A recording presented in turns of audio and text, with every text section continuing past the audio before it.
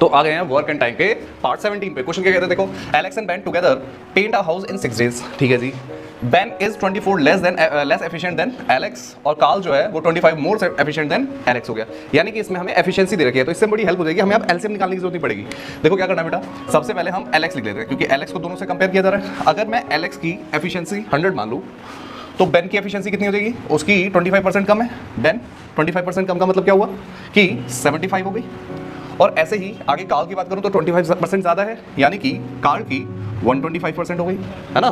अब देखो ये तीनों ही 25 के टेबल में कट जाएंगे, तो हमारे पास एफिशिएंसी कितनी आ जाएगी 5, 4 एंड 3।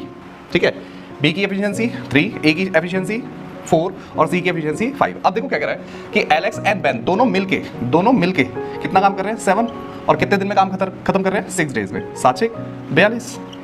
अब हमें बताना है कि कार्ल और बेन दोनों मिलके कितने दिन में खत्म कर दिए। भाई टोटल वर्क मिल गया ना 42, तो 42 को कार्ल और बेन 5 3 8 से डिवाइड कर दो,